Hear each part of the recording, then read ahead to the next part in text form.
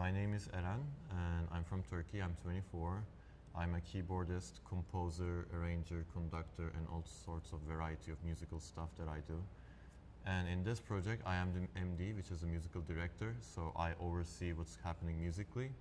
But then the amount of talent we're sharing on stage today is so high level is that I don't need to actually do a lot of stuff, it just magically happens. And I'm also playing the keyboards and I'm assisting everybody with the musical stuff. So Mirek has been a great friend of mine for a couple of years. We've done a few projects together, a few big ones actually.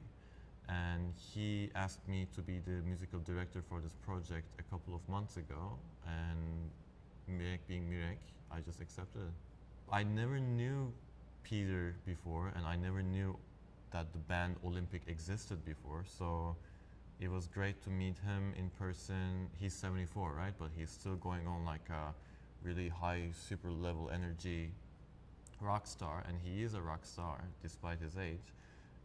It's just so great to be able to practice with him and rehearse with him and just discover Olympic, because Olympic has been around for like more than 50 years, I guess, and they've enjoyed a lot of international and national success, but we never heard about it. So I think it's also good for him because we kind of accept him as just one of us, not like having a fan of like 50 years and we lose our minds when he enters the room, but we're on the same ground. So he also enjoys, as I see it, to practice with us and just to jam the same tunes after 50 years with new people.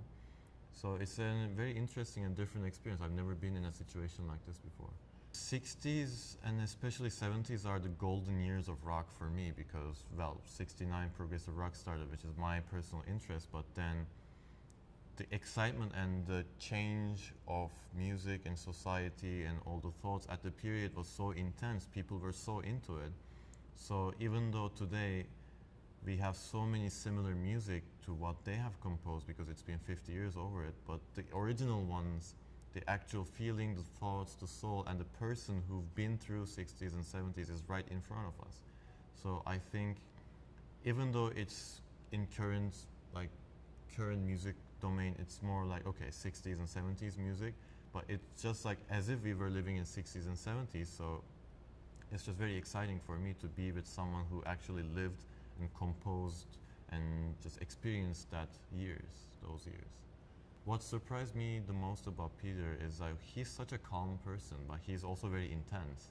Like, for example, in the rehearsal, he'd be like, okay, let's just play it, and then he starts playing, and we have to be like, whatever we're doing, we have to stop and play immediately. But at the same time, he's very calm, he's very smiling and laughing and having fun, but then he's very chill at the same time. So he has this really nice balance of a big rock star and a very nice and calm person, and still be very dedicated to his music. And he's probably playing the same piece or same song like the billionth time, but every single time he plays, he's so into it and he catches like if something is wrong and if something is like not like how he wanted it.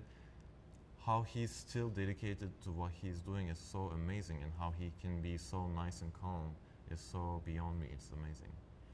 I think just because of his age and just because of how much music he has done and how much environments he has been in, and still he just flew here to be with us in this small red room, and just 24-year-olds or 30-year-olds, like he doesn't care. He's like, he likes good music and he still keeps going at it. Like I don't know a lot of 74-year-olds in my life, but all the people I know are like, they're not even done with music, they're done with life. Like, okay, I'm done, you know, but he's still going on so dedicated. So that's an inspiration for me. Just, it doesn't matter what age or what position or what kind of experience you have, you just keep going on and doing your thing.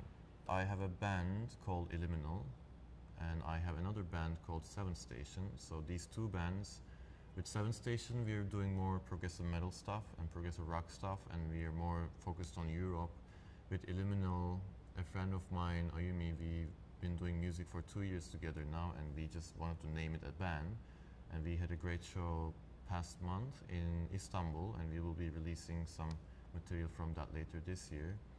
Besides that, I've been doing some arrangements and conducting for Dream Theater and Jordan from Dream Theater, the keyboard player. And a lot of the other bands I also work with, I provide a lot of arrangements, orchestral sequencing and composing, and sometimes even just consulting for other people, like what they do or what kind of musical domain they want to go in, or in 5 years what they see they're doing themselves. And of course I'm doing my own stuff, not much, but more like thinking about what I will be doing and what kind of domain I want to be expressive and all that. I'm actually very much looking forward to be on stage with him again, maybe on a bigger scale, because I think he has a lot of followers and he has a lot of fans, and I think he has been through a lot of different countries and stages, and I think this band rocks so much. Like, everybody in the band is just so much fun to play with. If he ever decides to take us on a tour or something, that would be amazing. So that's something, fingers crossed, if he likes. And if today goes well, let's see, maybe he'll take us. People should come see this show, or the audience should come see this show, because it's, first of all, it's fun. I mean, it's a lot of high energy music, and his playing is amazing, and the band is great, and the arrangements are great.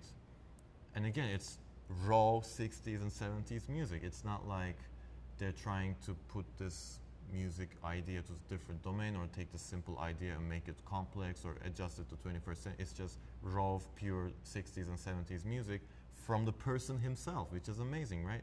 Usually we do like, okay, we do Pink Floyd covers, and we do Emerson, Lake and Palmer, or we do Beatles, or whatever that period is. But then we only do covers, but to have the person, the artist himself, to be here with us doing it and sharing the energy with the audience. If I was the audience, I would totally not miss it. So that's cool. So come check it out.